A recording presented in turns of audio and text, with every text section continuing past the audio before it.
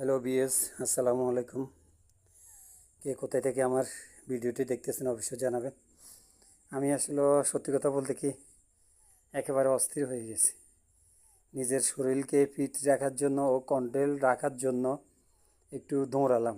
আসলে এই ব্যবসার কারণে বাইরে দৌড়তে পারি না, তাই অবশেষে এই নিজের দোকানে একটু এক্সারসাইজ করলাম। আসলে আজকে কয়েকদিন করতেছি যাবৎ মোটামুটি অনেকটাই হালকা লাগতেছে। মোটামুটি আরও কিছুদিন করলে হয়তো আর একটু ভালো লাগবে।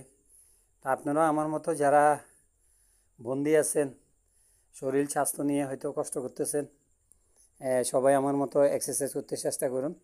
নিজের ঘরের ভিতর বা রুমের ভিতর যে যেখানে পারেন নিজের শরীর ফিট রাখবেন, তাহলে সব কিছু ফিট। একেবারে হাঁপিয়ে উঠছি। দেখছেন, সবগুলো ভিডিও তো হয়তো দেওয়া যায় না, একটু ভিডিও দিছি। ঘামে আমার কী অবস্থা, যেন মনে হইতেছে আমি পুষ্করণী থেকে গোসল করে আসছি, এমনটাই হয়ে গেছে আমার শরীরটা। তা আপনারা যে যেখান থেকে আমার লাইভটা দেখতেছেন অবশ্যই চেষ্টা করবেন। আমিও হয়তো আপনাদের মতো স্বাস্থ্য নিয়ে একটু বিজি আছি বা ব্যস্ত আছি, তাই আমার বডি ফিট রাখতে আমি অবশেষে এই পথটা বেছে নিয়েছি। তো কার কেমন লাগতেছে বা ভালো হলেও বলবেন, খারাপ হলেও বলবেন।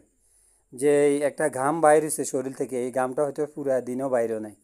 এখন হয়তো দৌড়াইবার কারণে দেখতে পারিস। আল্লাহ হাফেজ, ওকে।